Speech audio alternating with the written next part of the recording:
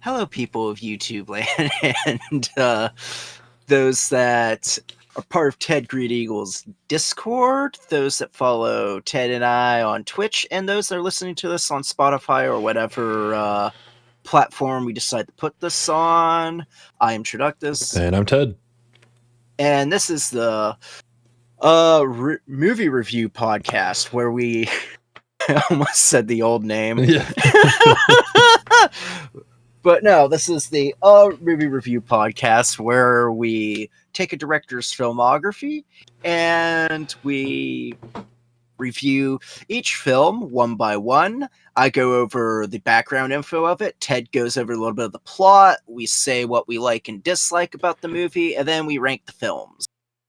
And we are still on David Fincher, which... we at first was a blessing. Now it's just kind of like, it's a little bit in the mid tier. It's not bad by any means. It's definitely not the very hot start that we started with. Right. And we are on his movie, The Girl with the Dragon Tattoo. Now, this movie is the 2011 movie, not to be confused with the 2009 Swedish film adaptation that I almost rented. That one's directed by Niels Arden Oplev. Or do the David Fincher one. Oh my god, that would have been so hilarious. Just be like, why is this in Swedish? Yeah, the podcast would have and what been, were the I challenges? don't understand Swedish. And it's like, what were the challenges behind? Did David Fincher know Swedish? But no. That being said, this is based off of the Millennium series, which is a series of novels. The first three were written by writer Stieg Larsson, that he passed away. Then other people have taken over the series. Now, Hollywood had an interest due to the success of the novels to adapt the book, which came apparent in 2009 when Sony's Michael Lenton and Amy Pascal pursued the idea of developing an American version, which was, oddly enough, unrelated to the Swedish film that was released that year. Interesting. Yeah, I figured the success, because I guess the first, all three novels were adapted in the Swedish thing within 2009, I guess. So kind of like a Lord of the Rings thing where they filmed all three movies at once. Okay. But this case, that's not what happened. Pretty much writer Steve Zalian, who had received a script of Moneyball, became the screenwriter. There was also producer Scott Rudin was involved to basically finalize and allocate all the copyrights to Sony. And Zalian ended up reading the novel to actually write the screenplay. And guess who was the number one choice to direct it? I don't know. Going off the vibe of the movie, there's a lot of directions you could have gone, I guess. I don't know. David Fincher. That maybe I should have gone with the obvious thing then. Yeah. Sony executives requested David Fincher and his partner at the time, now wife, Sean Chaffin, who's a who's a film producer. Okay. But yeah, to read the novel and actually, see if they wanted to direct it, if he wanted to direct the movie, she wanted to help produce it. Okay. So that's kind of like a first. Usually it's Fincher's tries to fight for the role as director that we've kind of seen. That makes sense. Or at least he comes in as second or third choice, yeah. Yeah. but favorite quote, Fincher, like recalling like reading the book and everything, is the ballistic rip yarn thriller aspect of its kind of a of it is kind of a red herring in a weird way.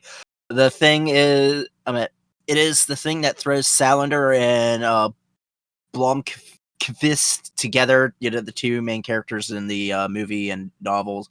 But is there a relationship that keeps you coming back? I was just wondering what 350 pages Zalian would get rid of. Apparently, this is a long book. I haven't read it. Yeah. And due to Zalian already writing a screenplay, David Fincher did not interfere in the screenplay and actually fully trusted him, and said that he felt like they were headed in the same direction, which he felt was, correct after reading the screenplay. Which I don't know, would you consider Fincher like an auteur director? I mean, I know he had a couple of movies that he kind of adapted it to his style. And then obviously there was the early stuff where there were just overhauls and rewrites, but I don't know, probably not. Right. I mean, I wasn't sure like how much, because I know he has a certain directing style, but it kind of makes me wonder, like, kind of like if he's like someone like, Kubrick or Hitchcock or Tarantino, where they're heavily involved, with script writing. I just figure like, he must have really.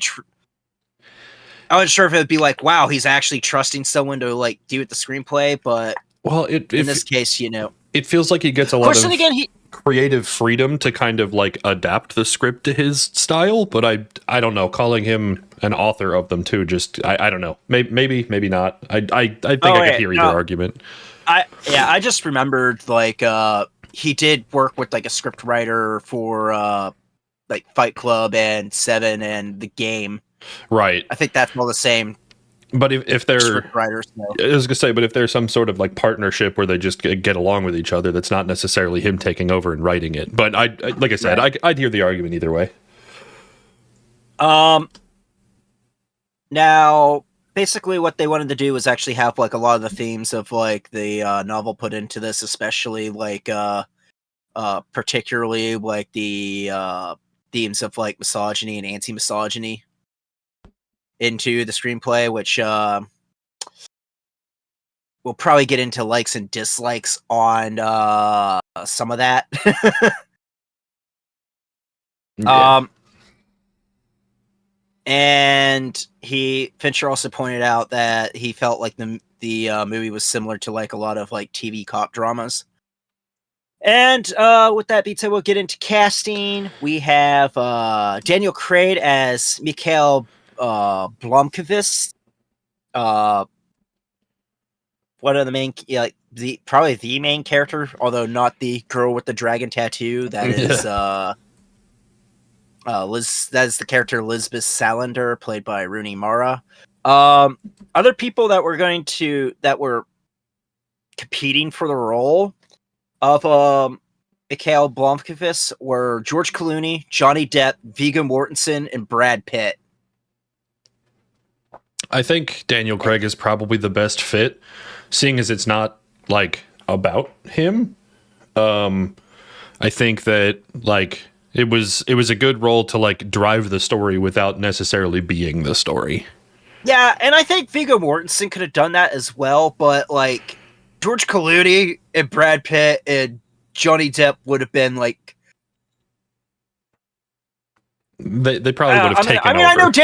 I know Daniel Craig is like James Bond and everything, but like he can like kind of like Gary Oldman, like blend into a role. You don't just go, holy shit, that's I mean, it's very recognizable as being Daniel Craig, but also he has it's not, even when he's Bond, right? It's not like bold and ostentatious in their personality, right? It's kind of, I don't want to say subdued, but which you would have gotten with like Pitt and Clooney for sure, right? And with Johnny Depp, it's like a crapshoot.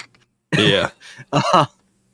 But Daniel Craig actually had to convince executives to actually get that role due to concerns of scheduling conflicts with Cowboys and Aliens and Skyfall. Which I can understand Skyfall, but just... although I have seen Cowboys and Aliens, that's a good movie, but like, goddamn, what a dumb title. Yeah. Yes.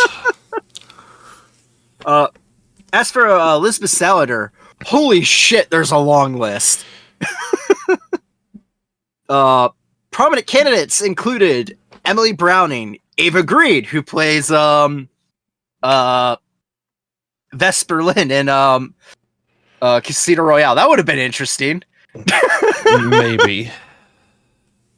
Anne Hathaway, Scarlett Johansson, Keira Knightley, Jennifer Lawrence, Carey Mulligan, Elliot Page, Natalie Portman, Leah Seydoux, Vanessa Hudgens, Sophia Lowe, Sarah Snook, Kristen Stewart, Olivia Thirlby, Mia Wasikowska, Emma Watson, Evan Rachel Wood, and Yolandi Basir, Sophia Lowe, Rooney Mara, Leah Seydoux, and Sarah Snook were like the final four candidates. Oh, Jesus. And some of them ended up withdrew due to time commitment and low pay. And Mara actually had a little bit of difficulty at first because she ends up winning the role, matching like the character's antisocial behavior, and had to go through obviously multiple changes to her appearance. And it was like a mix of like 70s punk, 80s goth, and like 90s industrial look to, fit the character. There were a handful of names on that list that would have been super interesting. Wow, that was a lot to process. Holy shit. I think the one that stood out the most to me was probably Anne Hathaway. I think because she's a phenomenal actress. She definitely has that like badass aura about her when she needs to. I think again the antisocial role of the Thing might have been a little more difficult, but that one would have been super interesting. You mentioned Kristen Stewart, which that would have been. I don't necessarily like enjoy her as an actress, but I think that again, when you're trying to fit this character mold, that feels pretty seamless. So I'm kind of surprised that that's not where this ended up. Right. But there's a lot of big names on that list. Holy shit. Yeah, Emma Watson would have been kind of interesting as well. Like, interesting, yes, but I feel like you would have lost some of that, like, the hard-nosed edge of the character for me. Right. At least just what I'm doing in my head. Scarlett Johansson, maybe. I know Anne Hathaway would have knocked it out of the park because I've seen her in Havoc, and it's a pretty dark and gritty movie. That movie is so like. But yeah, there's like a lot of names on this where you're just like, huh, and big names like yeah, damn.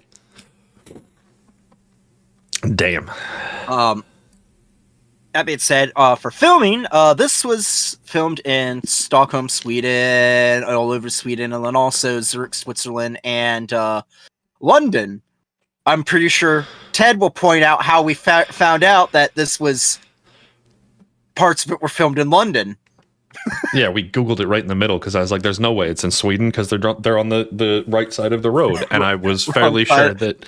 Like, wait, what side of the road? On the right side, not. No. It's the wrong side of the road. Well, okay, the right hand side.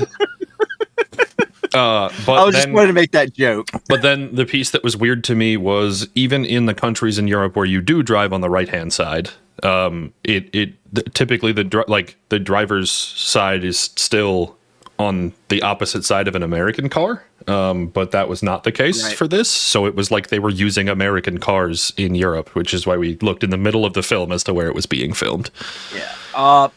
And the title sequence, the director for that was Tim Miller, and he wanted to develop a abstract narrative on pivotal moments of the novel to, as like a way of like having character development to like the main character, Elizabeth Salander as the girl with the dragon tattoo. He also wanted to add a lot of like uh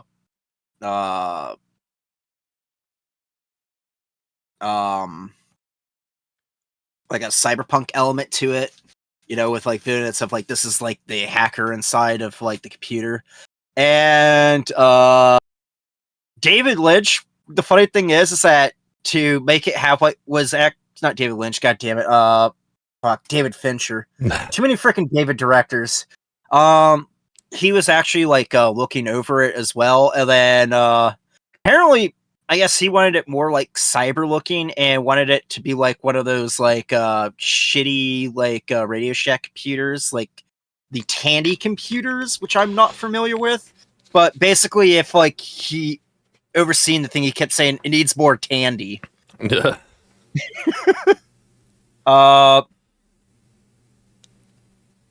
And Fincher also said he wanted the Viginette to be a personal nightmare for Salander, like replaying her darkest moments.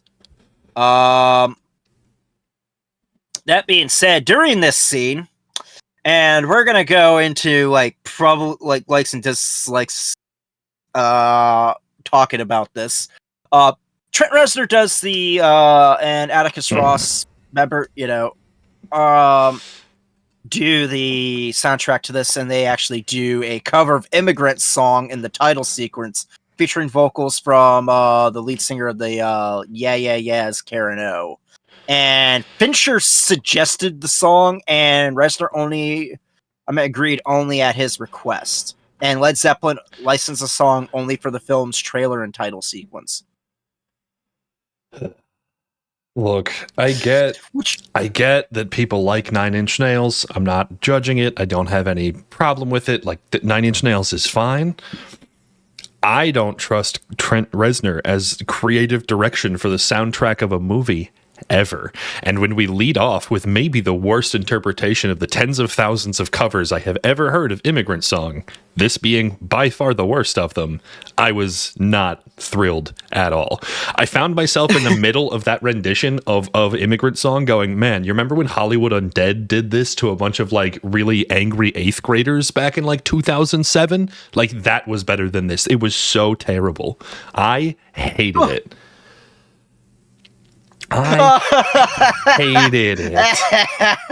Yeah, and the funny thing is, David Fincher's like, you gotta put this song in there. Oh God. He may have requested it because it felt like a fit for the sequence, but then he had to have heard it and gone, actually, never mind. Thanks for trying. Please try again. Like, this was so bad. Well, when we get into like likes and dislikes, I'll get into like the soundtrack. But yeah, this is fucking awful. The song's freaking awful and has more moans in it than the freaking consensual sex scenes that are in this. Oh dear God, it's so bad. It's so bad. That being said, I guess we'll go into plot, and then I guess we'll go right into dislikes since we started right off the fucking bat. Yeah. All right. Well, the plot's pretty simple enough, I guess, despite the slightly convoluted nature of it. Essentially, we follow this reporter who has put out a report from an anonymous tip, kind of in shame. He's ruined his image and his credibility. He's then hired by this very rich family who owns this company to, on paper, it's to write a memoir or a biography. But then he discovers that it's about finding his missing niece who's never been declared dead, I guess. Then another character kind of comes in, having investigated the reporter. He trusts the work that's done and finds out her ability, and then they work together to help find this missing girl for 20 years. And to go over that, the entire family is like fucking ridiculous. Like the main guy. We'll get there. I promise. The main guy is played by Christopher Plummer, because I forgot to get through the rest of the cast.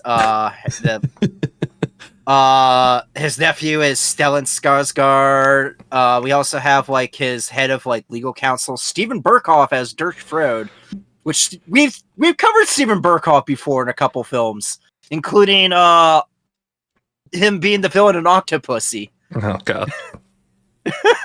I thought we'd never have to mention that movie again. Which, despite how dumb of a name it was, not a bad movie.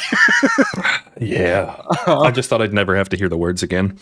Robin Wright as Erica Berger, and then as like Sounders' legal guardian that is a scumbag York fan, Wageningen, or Wageningen.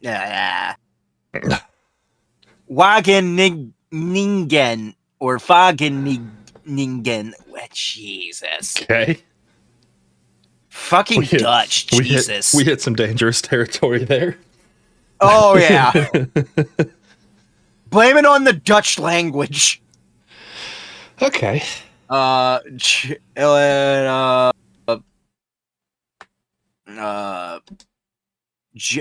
Jolie Richardson plays Harriet Vangar. Basically a bunch of people that don't necessarily completely, matter a whole lot, but... Yeah.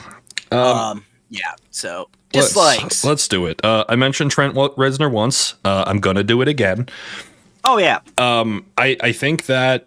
I don't think that... I want to start by saying that I don't think after Immigrant Song that the soundtrack itself was egregiously terrible. Oh, but it's pretty underwhelming. It's boring. It's subdued. There is nothing that stands out. But it's not that it doesn't stand out enough to blend in. There are moments that need some sort of like accompaniment that have none. There are moments that have it that it doesn't necessarily need it. And when there is music, I think it's calm, it's quiet, it tries to be reserved, and I don't think it is by any stretch because the instrumentation that they use just kind of makes it stand out where you notice it every time.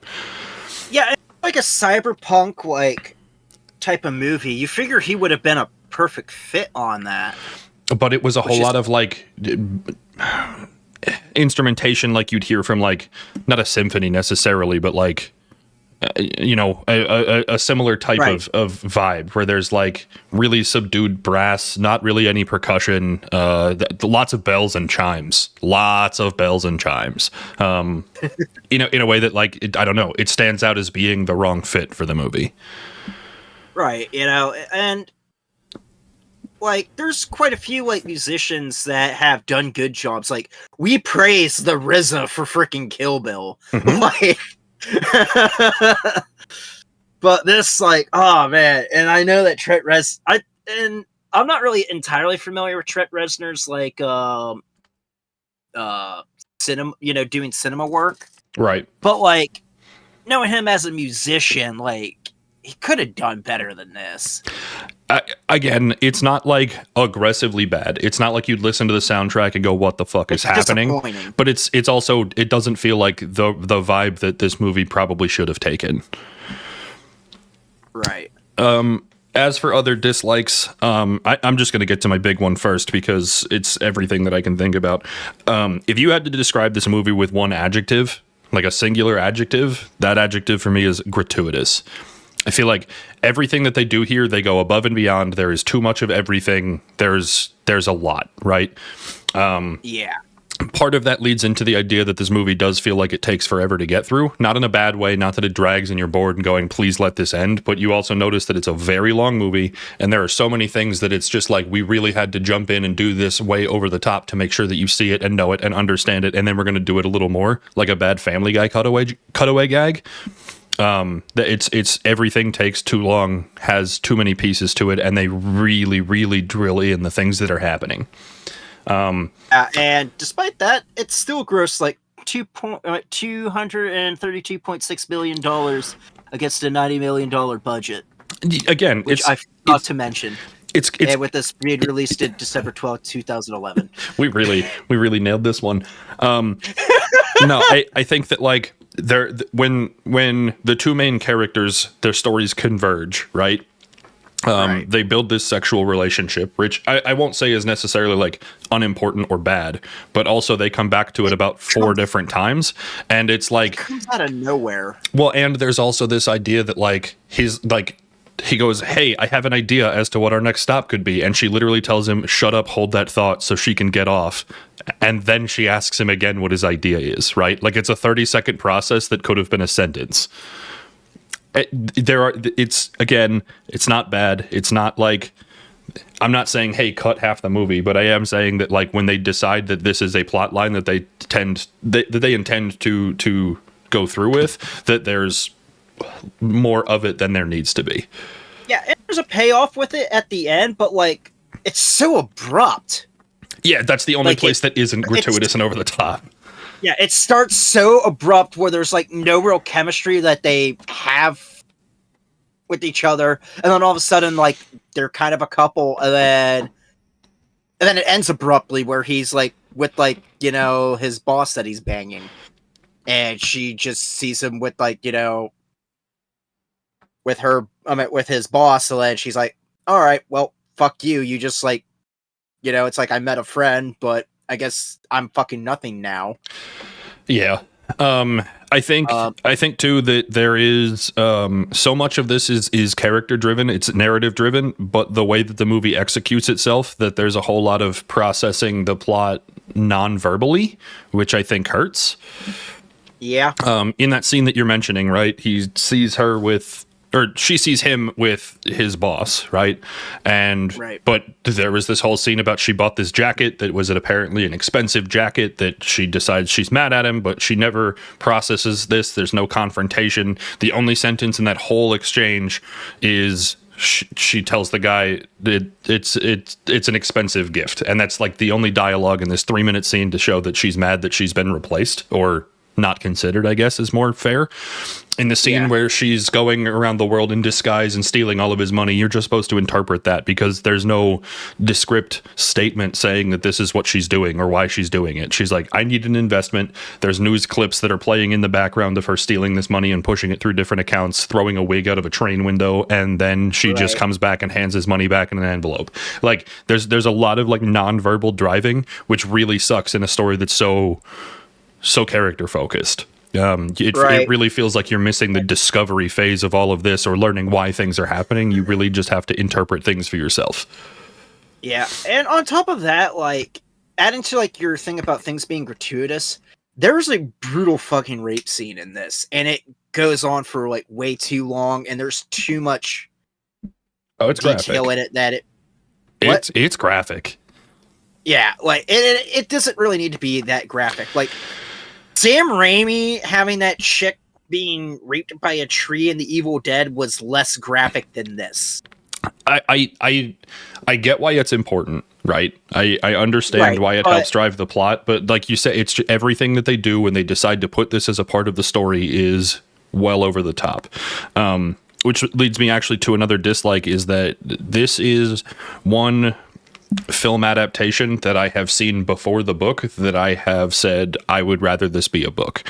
There's a lot of detail in here. It's a really good story, right? Like I very love the narrative elements of this, but it's also the idea that like I know without having read the book that the book was so much better, because there are so many places that you have to explore that were important for the book, that people who are creating this movie read the book and know that it's important, but they don't necessarily have an off switch or a turn it down switch for the process of like making the film.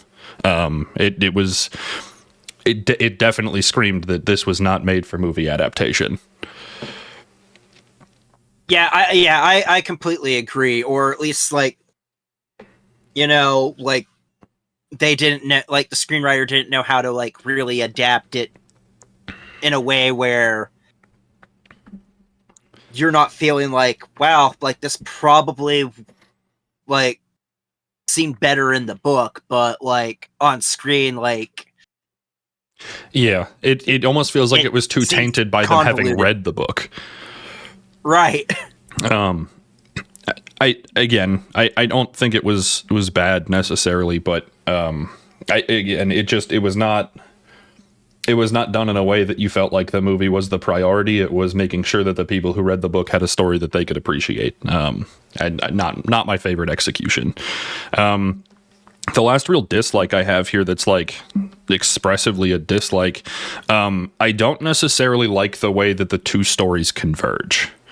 I mentioned in going over the plot that, you know, he's a disgraced writer, gets tasked with this new thing, and, you know, it becomes this murder mystery, right? I think that plot line is fine. I think going over the woman character's plot line, I think, is again another very good story, right? I think there's a lot of narrative driven. You can tell that she's suffering, struggling, all of the antisocial behavior, right? And all, but then it's just, hey, we're going to start working together because you profiled me and that I know you're good at computers. You want to work for me. To me, I feel like it could have been better if like we started out with like one side of it, like maybe like instead of having like two sides like converge, maybe start out with like you know, Lisbeth Salander's character, and then she gets that job into like a murder mystery. Yeah, It's like I think that like it's just it's not that either part of the story is bad. I don't mind how they overlap. Yeah. It's the direct action of those two storylines combining that I think is done really poorly. Right. And it goes back again to that nonverbal communication thing, right? That like, yes, there's a lot of dialogue, particularly in that scene, but they're never very expressive about, like, they're not good at using their words to make the things happen. It's just this expectation that it's going to work. You can tell that he's a decent guy when he's in there. He's not angry at her. He's not like it's just a genuine offer. But again, this dude barges his way into this apartment for a girl that profiled him, and he's just like, "I bought breakfast. You should eat. Also, you're going to work for me now." And she's like, "Okay." It's literally the phrase "crimes against women" that she's just like, "Okay, he's probably trustworthy," and that's just it, right? Like, there's a whole lot of like, we need more detail as a movie watching audience to make this make more sense. right.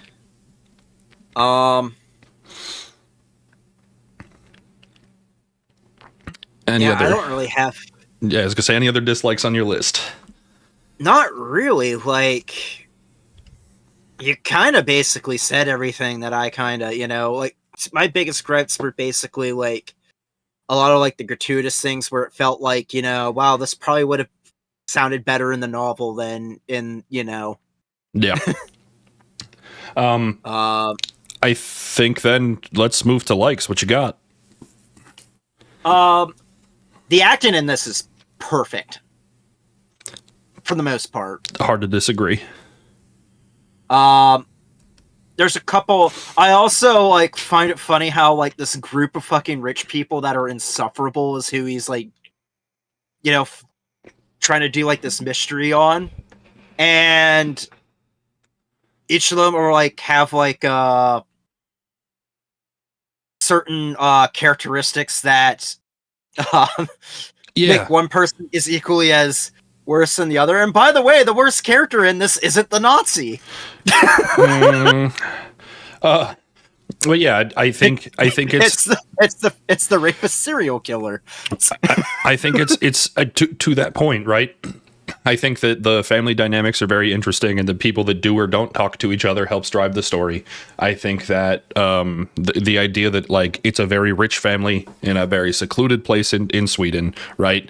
Like, none of them talk to each other, and also like things like having Nazis in the family, right? Is a very like realistic thing. I don't know whether to credit that to the book or to the movie, right? But I think that there are definitely people that act upon that kind of prejudice within this very rich, isolated family, right? Like, and even then, like, it's also kind of a commentary on like the Swedish state in general, because like those parts of Scandinavia did ended up like, either being occupied by the Nazis, like, or and then the hyper conservatism, especially for a very rich family, right? Like, these are very plausible things for a family that just lives in separate mansions on their own island where nobody else lives, right? Like, it's absolutely something that you could buy into. Like, it's a good social commentary of like just that family on like basically how like a lot of like predominantly white countries are. Yeah. I think that both the acting and the character tree, I guess, is very realistic, especially given the time. For me, I actually very much liked how dark this was, both in filming and also the subject matter.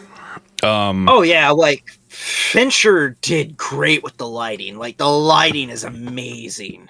I think the idea that, like you mentioned in the in the background, that this kind of turned into like a cop you know, like a cop procedural sort of, or that it was modeled that way. But I think the dark nature of things, that it definitely fit the vibe. This girl who's been missing, probably killed. It was probably a family member. There's Nazis involved, right? Like all of these things, but it's the dialogue that does happen, the filming, the setting, everything just seems dark and grim and bleak. Even when you're in these family members' mansions, everything's not well lit. It's got this very like downtrodden hopelessness to the feeling. The filming absolutely helps it, but I also think that the subject and the dialogue and everything just it all blends together in a really like beautifully dark way. Even the parts of the story that aren't necessarily focused on this murder mystery, right, are like the Lisbeth's background, right, is dark. Yeah, it's heinous, it's dark, it's not kind. And I think everything that we see just kind of fits that same mood, that same vibe, that same like target feeling. I think it's really well crafted that way. I think also whoever did like Rooney Mara's makeup did a damn good job as well with, you know, it. You definitely like get immersed in this movie, if that makes. Yes, that's with how much detail is put into like the makeup and just character development, and how good the acting is. And I think good. Like I want to like give props to like Rooney Mara or Daniel Craig or Skarsgård, but like everybody just does such an equal freaking good job that it's kind of hard to like say who stands out. I think too, to credit the writing part of the acting, right? I don't think that there's anything that happens here that's not believable. And I think they even make a critique of that towards the end, right? The guy who ends up being the killer, right? He's talking about human nature, that it's harder to be impolite than to have self-preservation, right? He's not doing these superhuman things. He's not just this enraged bull that is the killer, right? He's like, you know, hey, this is what my dad did, so this is what I'm doing because I grew up watching it, right? There's this harness in the fucking basement that's, you know, dragging Daniel Craig by his neck brace, but it's also like he's not lifting him, he's not subduing him, he's not, you know, there's nothing in this that seems unrealistic or inhuman, or even with the darkness, there's nothing that's like so imperatively evil, right? It's not like they're fighting Mecha Hitler, you know. It's everybody in this is very human with very human traits, and it all just fits that very dark vibe, which is it just makes the execution of those roles so much better. And I also like the fact that, and normally like this could have been executed even more poorly, but the fact of the matter is that, okay, so we know that there's a killer of women, and it's like, okay, so it's this person, but it's like, well, this person died, and it's like, okay, so it's the son taking it over. And then during that dialogue, you find out that the person that's missing, you know, the person that's the killer didn't kill her. Right. And neither did the dad, and she like, so that could have been so fucking convoluted and done so poorly, but with how they actually did it on this, like, it made perfect sense. Yeah. I think it was really well done. Again, I don't know whether to attribute that to the book, to the movie. I don't know where to put that credit, but wherever it is, the execution of it was pretty flawless. Yeah. I also think that I one last piece of credit that I want to give somewhere. I don't know whether this was the first novel in this series, but yes, it was. Okay. I think that there is it stands out very, very positively as being an isolated film. Yes. I don't feel like I'm missing a sequel, but I would take it if it were there. There is some context at the beginning that maybe I wish I had more background on, but nothing that I relied on or depended on, right? The way that it just kind of exists here is pretty good. Yeah, I agree. They did do like a sequel of like some of the later novels, The Girl in the Spider's Web, but like Fincher didn't direct it, and like everybody's like recast, and it's kind of like a soft reboot. Just because like this was kind of like in like sequels for this movie were kind of like in development hell. Yeah. But they basically, and as opposed to like filming like, you know, the original trilogy all in one, they're just like, well, let's make this one film and see what happens first. which, to be honest, I kind of wish happens more often. Yeah, I think, as we did the Batman movies in particular, right? Like, even during those, which I think the first two were really brilliant movies, right? Like, I think that both of them felt like, okay, we're going to get a sequel. They set us up for something more. And this one, even though we know that there is more source material, we know that there are more books and more stories, right? Like, it feels like if this was the only one that ever got made, it would stand alone perfectly fine, and we're not begging for Fincher to do the sequel. Right. I'd be happy to take it, but I don't think that I don't think that like it becomes a necessity based on the way that the first movie ends. Yeah, I totally agree. I am happy that this basically matches up being a standalone film. Absolutely. Do you have any other likes before we get into the rankings? Set design. Yeah, sets were good. Sets were good. Like like the killer's house with like it just being like this kind of sterile modern architecture. Not only just from like the regular house, but like his killer room has like the same type of like modernist simplistic architecture where it's like and it's boring. It's plain. The house is mostly empty. It's not like over decorated or overdone. It still has some, even though it is bright and clean compared to the rest of the movie, it's also not like, it doesn't stand out as being super unique. In a way that still feels kind of hopeless and dark, even when it's bright, well lit. Yeah, and how they lay out like all the sets and everything, you know where you're at on the island. And like how every like relative kind of has like their own, like every like building has like their own thing. Like the Nazi recluse uncle is basically like a hoarder with like freaking photography all everywhere. Yes. Photography. Well, I mean, the scene that you're in his living room. Yeah.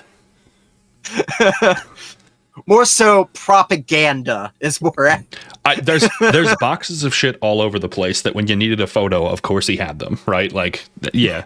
When you're in different archives, when you're in the family's company's business, right? Like everything, wherever you are, even if you can't necessarily draw a map of the island, you know that this building is the one that you're in. The sets are they're homogenous, but they're unique.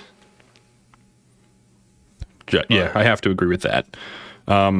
Yeah, if we're doing the filmography thing, I also think sound was pretty solid outside of Trent Reznor's influence. Never felt like there was anything that I couldn't hear. Never felt that like there was anything super out of place in terms of dialogue even the chimes and everything wasn't like as bad as like Moonraker with like all the glass pots and pans getting Yeah, again, fuck Trent Reznor for doing this movie, but I also like, whatever. All right, well, I'll let you do rankings first then. I feel like I talked a bunch this episode, so I'll let you have at it. I'm going to put this under The Social Network, because I'm not quite sure if I would rewatch this or not. Like, I'm still up in the air on it. Like, it's not a bad movie, it's interesting, but, like, there's just parts of it that I'm just like, it's just not my thing, especially like the graphic rape scene. It's like that was very off-putting, and it didn't help that they it's not very long after that scene that you still have like a bad taste in your mouth, and they just throw in like a like a love scene in it, and it's just like it's really jarring on that, and I don't really feel comfortable. Yeah, it's definitely hard to watch. In terms of rewatchability for me, I think I would watch an edited for TV version of this movie, and I'd watch that again. To watch this version of it, maybe not, for all of the reasons that you listed. For me, I'm going to actually put it above The Social Network. The Social Network being more of a biopic, I think. A dramatized biopic, of course, but more of a biopic just kind of like adds less value to me, where I think this is a well-written movie. It's very entertaining. I think that there are really good pieces of it that make this maybe not the mastercrafts that Fight Club or Seven were, but definitely like where the game. Yeah. where this still feels really well directed, really well driven. It's a very like well crafted story that's thorough. It's, you know, like you said, there were difficult pieces that were hard to master, and I feel like they did in fact get mastered. I think this is a really good movie. I would go back to this again, barring the, you know, very graphic pieces that, you know, make you uncomfortable to watch. So got it fourth for me. Unless you got anything else, Stallman, I think that wraps us up. I don't. Next one I think is Gun Girl. I think that's right. Gotta look that up. Which I remember being really good. Yeah, I think when I looked it up earlier, I think that's right. So yeah, it's Gun Girl. What the fuck is? Okay, David Fincher, what is up with like casting people that were in the fucking Bond for? Of course, you know, we kind of notice this like, every time like we're watching like a movie. It's like, oh, this person was in a James Bond movie. This. Well, there were so goddamn many of them. Anyway, as always, thank you guys for watching. We appreciate you being here. You can check out the rest of the Fincher series as well as all of our other directors and the James Bond movies throughout this YouTube channel. Checking it out. There's also a bunch of other gaming content. Feel free to check all of that out. If you want to watch movies with us, you can hop in the Discord. The link should be in the description. Schedule's kind of irregular, but if you see Stallman and I in the same voice chat, it's probably because we're watching a movie. And then if you're interested in our own individual content, you can check us both out on Twitch. Stallman at Traductus, myself at Ted Green Eagles. And as always, thanks for watching. We'll see you next week.